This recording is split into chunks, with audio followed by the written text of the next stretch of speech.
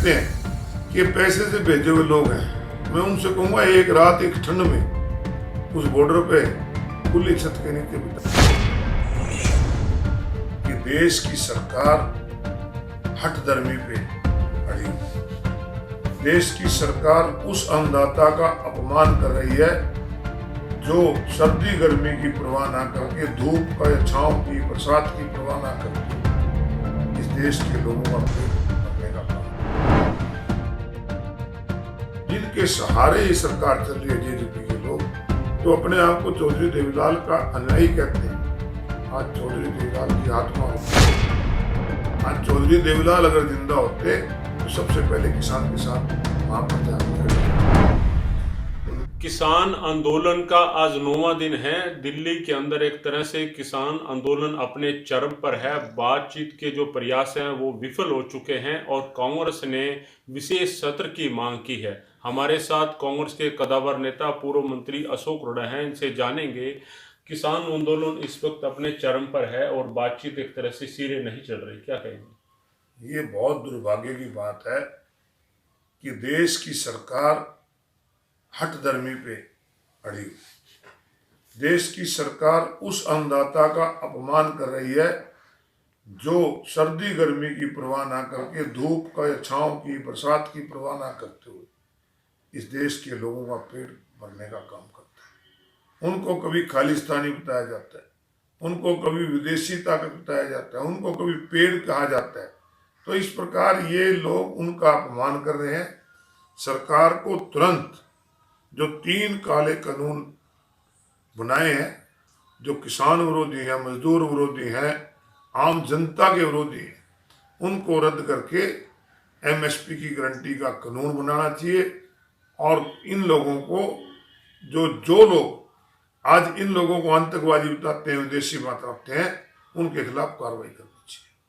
तो अन्नदाता का अपमान एक तरह से उनके पीछे विदेशी ताकतों का बताया जाना। तो हमारे भगवान भी कहते हैं कि जो भगवान है वो किसान की आत्मा में बसता है। तो ये तो इस लोग नाम तो भगवान का लेते हैं, राम का लेते हैं, परंतु उसके बाद किसान का अपमान करने का काम करते हैं, किसान को बेइज्जत करने का काम करते हैं। आज जो लोग ये कहते हैं कि पैसे से भेजे हुए लोग हैं, मैं उनसे कहूँगा एक रात एक ठंड में उस बॉर्डर पे खुली छत के नीचे बिता के दिखाएं। ये वही किसान है जिनकी पेट पे लात मारी जा रही है, वो इसलिए वहां पर पड़े। कांग्रेस ने विशेष सत्र की मांग करी है, हुड्डा साहब ने। आज हरियाणा प्रदेश की सरकार जनता का विश्वास खो चुकी, और जो सरकारें जनता का विश्वास खो दें उन्हें सत्ता पे बने रहने का कोई अधिकार नहीं। पंचायत के चुनाव में राइट टू रिकॉल करते हैं, आज पूरा प्रदेश इनको रिकॉल करने के लिए कह रहे हैं। और आज वो लोग जिनके सहारे ये सरकार चल रही है जेजेपी के लोग, जो अपने आप को चौधरी देवीलाल का अनुयायी कहते हैं, आज चौधरी देवीलाल की आत्मा रो रही होगी। चौधरी देवीलाल जिस किसान को अपने बच्चों से ज्यादा प्यार किया करता था, आज उस धरती पुत्र की ये हालत देख रही है। ये लोग कुर्सी से चिपके हुए लोग हैं। आज चौधरी देवीलाल अगर जिंदा होते तो सबसे पहले किसान के साथ वहां पर जाके खड़े हो जाते। तो सत्ता से चिपके हुए लोग हैं, जिनको सत्ता का मोह नहीं है, उन्होंने तो सरकार से समर्थन वापस ले लिया। अगर ये चौधरी देवीलाल के नाम लेते हैं जो इनके हमारे इस देश के किसानों के मसीहा थे, तो आज सबसे पहले इनको समर्थन वापस लेना चाहिए। और कांग्रेस की तरफ से जो मांग आई है, कांग्रेस ने हमेशा किसान जब से किसान का आंदोलन शुरू हुआ है उनकी मांग का समर्थन किया है। और हम आज भी समर्थन करते हुए केंद्र सरकार से मांग करते हैं कि वो तुरंत उन 3 बिलों को मानने का काम करे, 4था बिल लाए।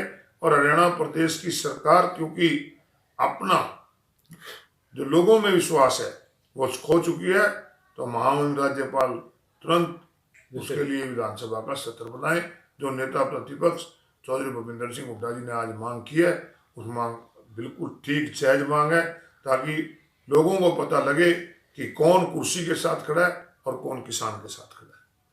तो कांग्रेस के विशेष सत्र की मांग के साथ ही यह भी एक तरह से कहा जा रहा है कि जो किसानों को इनके पीछे विदेशी ताकत होने की बात कह रहा है, उनके खिलाफ भी कहीं ना कहीं एक तरह से कार्रवाई होनी चाहिए। किसानों का अपमान है और किसानों की मांग मानी जानी चाहिए, और इस तरह की जो अनर्गल जो बातें हैं वो नहीं होनी चाहिए। कांग्रेस का जो विशेष सत्र है उससे कहीं ना कहीं साफ होगा कि कौन किसानों के साथ है और कौन सरकार में बने रहना चाहता है। रणदीप रोड, पंजाब के सिटी में, कुरुक्षेत्र।